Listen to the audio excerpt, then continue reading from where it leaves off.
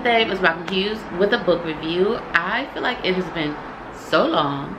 I know that it hasn't been long, but I feel like it's been so long since I've come with a book review. So I'm here and I'm excited. And the book that we're going to review today is This Close to Okay by Leesa Cross-Smith. Y'all, I was so excited about this book. Of all the books that I will be reviewing within the next few videos, this is the one that I was most excited to pick up. But before I get into that and whether or not it lived up to my expectations, let's talk about what the book is about. So the book is about a woman named Tally, who is a psychologist, who encounters a man on her way home. She encounters a man on the bridge who is apparently contemplating suicide. He's standing on the bridge, seemingly about to jump, and she has to help him. This is her field, this is her area of expertise. She is surprised that so many people are just continuing to drive by, either aren't noticing or seemingly don't care. So she gets out and she immediately goes to him, affirms him, tell him that she doesn't know him, but she cares about him, and she wants him to live, and all of these things in order to persuade him to not jump from the bridge and commit suicide and take his own life. Now, I say this to say that from the very beginning, it was a lot. It was a lot happening from that opening scene. Eventually, Tally does convince him to not jump. She gets him to get into her car. She takes him to her favorite coffee spot. She really wants to get to know him, really figure out what's going on, try to help him as much as she can, because she doesn't obviously want to leave someone who was just contemplating suicide alone. Eventually, she continues to help him. Their relationship evolves. Honesty and truth comes out. And then we get to an ending that really causes you to reflect the ways in which humans can support each other. Generally, that's the synopsis of the book. This woman is trying to save this man from himself.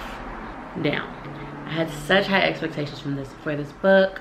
I had seen it everywhere. It was everywhere. I feel as if it was really a good marketing campaign that they did. It popped up a lot. So I was really excited. The cover is stunning. I love the title, This Close to Okay. I felt as if it was really relatable, right? I feel like human nature, we're always striving to be well, right? To be okay.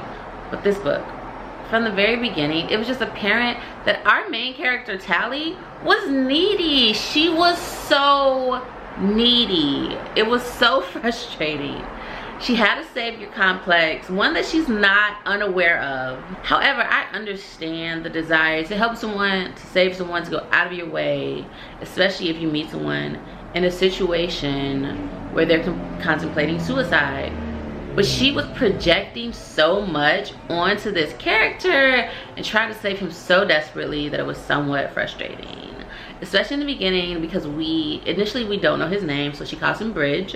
He takes on a few different names throughout the book, and I'll tell you why. So she's calling him Bridge. They go to the coffee spot. He goes to the bathroom. She searches his stuff. She finds some letters. These letters are kind of the only knowledge she has about him, because he's really monosyllabic in his responses. He's not giving her much information.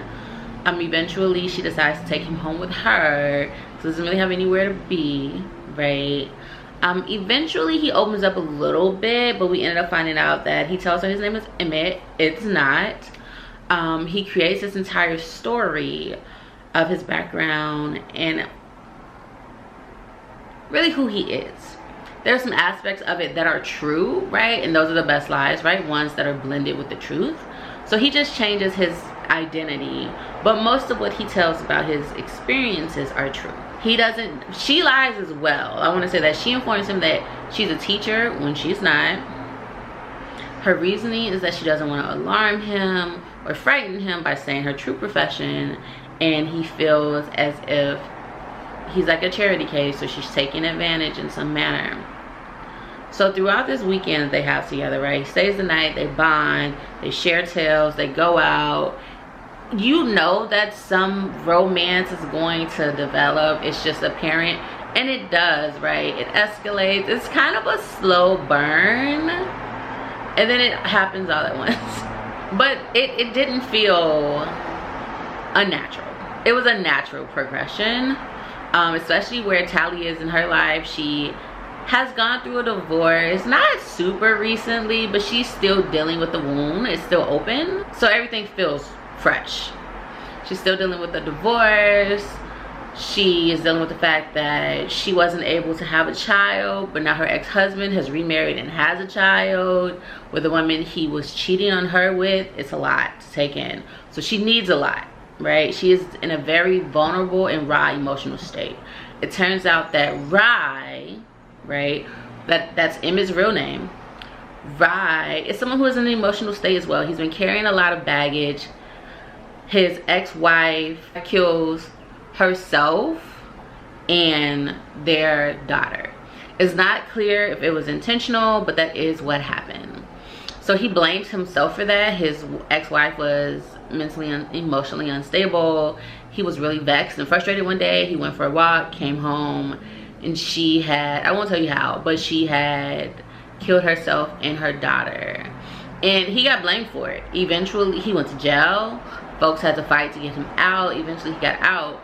And everyone kind of recognizes him, but they can't really place it. So he created a new identity because he didn't want to tell her that and have her look at him differently. So you have two people who are dealing with traumas, right?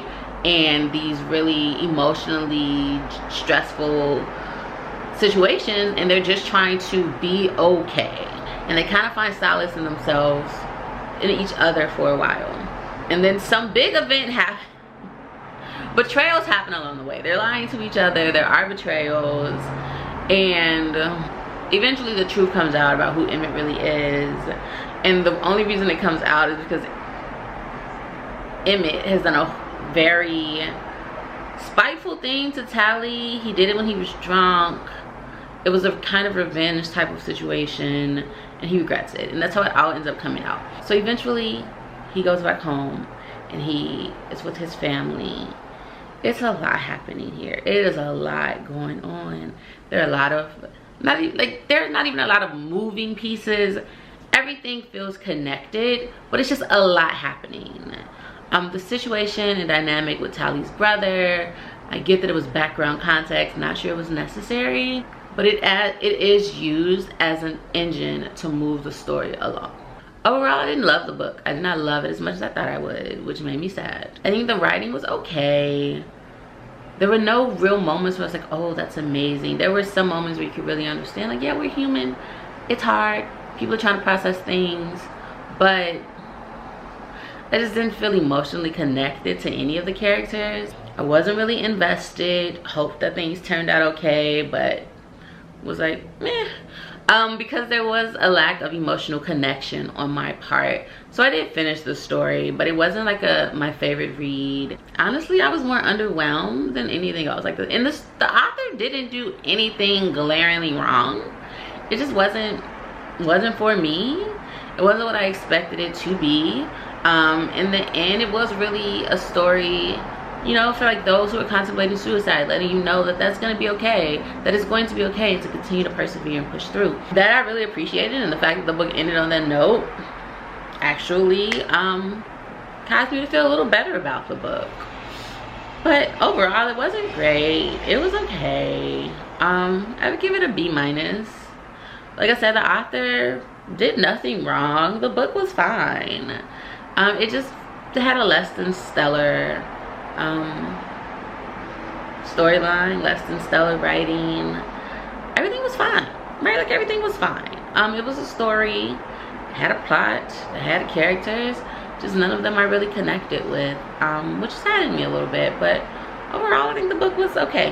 Yeah, I wouldn't rush out to read it. I actually think that there are other stories with similar storylines that do it better. If you're looking for a book just about like life and the hardness of it, the difficultness of it, and that battle within yourself about whether or not you want to continue to persevere. There's actually a book that I reviewed a while ago called Count It All Joy that I think is a much better read. So I'll actually post the link to that above and in the description box below if you want to check that out. But yeah, overall I think it was okay. So that's my review of this book. And more book reviews to come. My next review will be Call Me Tony by Dina Dean. I also have a book review of Punch Me Up to the Gods by Brian Broom. I didn't share any of my May reads, but that's the only one I added this month, and that's why. I got an advanced review copy of that book. It's actually coming out May 18th, so that view will be coming soon as well. And as always, I am MsMalcolmHughes, the one who believes books are sometimes better than people. And until next time, continue to stay safe and be kind to each other. Odabo.